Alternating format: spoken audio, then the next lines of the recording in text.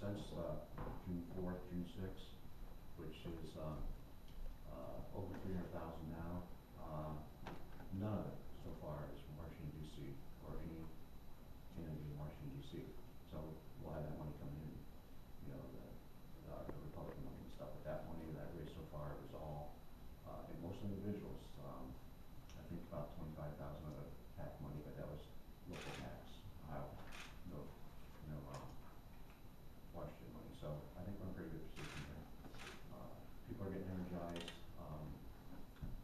You know, I think I'm meeting with all groups, Tea Party groups, and there's a lot of energy out there.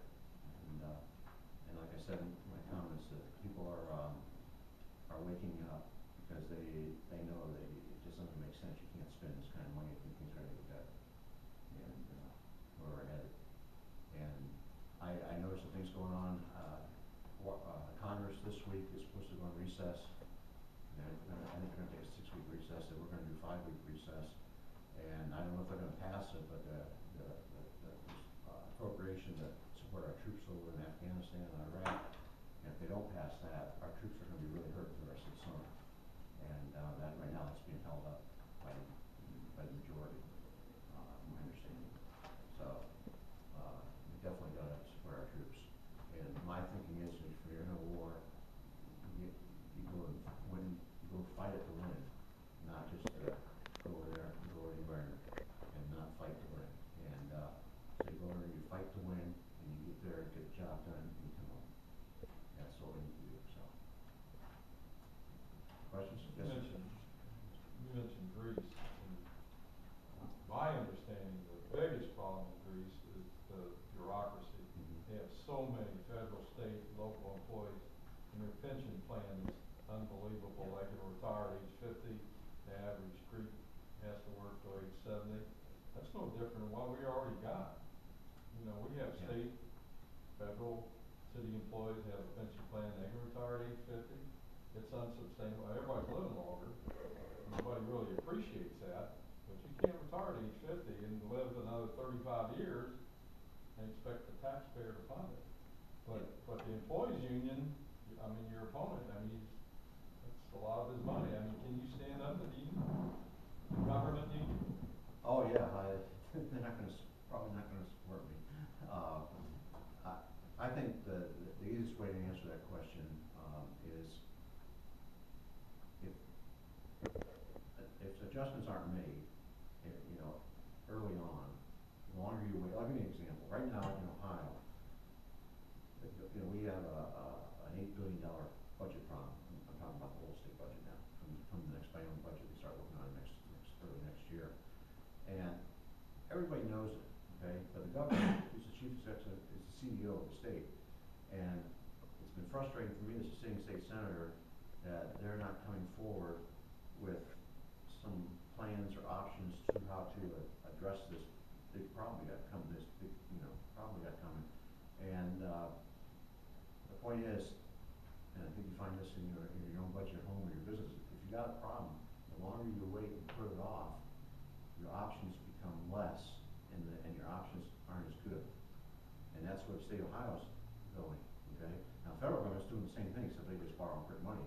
But the difference is in the state of Ohio, under the Constitution, we have to have a balanced budget every June 30th. Okay, so they either got a balance by cutting spending, cut spending, or raising taxes for a combination. And but having a $8 billion problem in that, I forget the percent of that, I think it's about 16% of the total budget.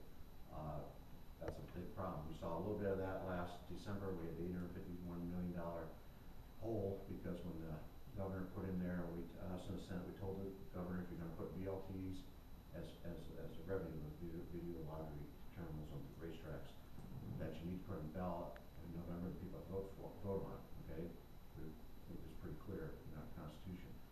And he said, no, I can do it by executive order. Well, it was challenged, went to the House Supreme Court, and they ruled 7-0 that it was unconstitutional, you can't do it. And so come December, we're down there just before Christmas with this $851.2 million problem, which is a big problem, but it's dwarfed by the $8 billion problem. Then on top of that is 4 or so billion more that's been borrowed by the state of Ohio for unemployment. So we could actually have a 12 billion problem, because January 1st, my understanding is that start paying the interest on the unemployment. In September next year, they're on the current lot to start paying principal back. So, and that would come out of the GRF, I believe. So, now your question on the pension plans. In Ohio, there's 5 state pension plans. Ohio has been in better shape than a lot of states in pension plans, okay? But they're not actuary sound with 30-year deal. They're making some changes,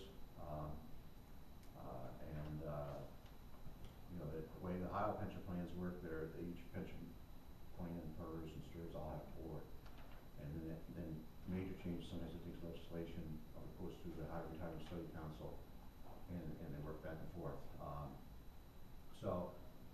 I know the boards have put out some proposals. I think it's going to take some legislative changes this fall. But I think people are realizing that you're going to have to be prudent and do due diligence and make adjustments, because if you don't, it won't be there. Now in Ohio, the health care benefits for retirees is not guaranteed by the state of Ohio. The pensions are. So, but they're trying to make do with this obligations. I think at the federal level, it's important that we honor our contractual obligations to the current retirees and what we promised in the system. But definitely need to make, there might be adjustments, but I would argue the best adjustment to make to fix these problems at the federal level now, okay, is to get this economy moving again and get people back to work, and a lot of things will fix itself. And that's the overall, pretty much everything I've been talking about.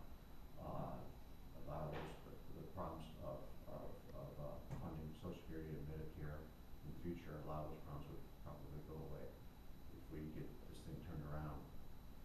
And so that's Social Security and Medicare could be a serious problem, and so there are a lot of other things, but that's why it's so important to get this economy turned around, because we are, like I say,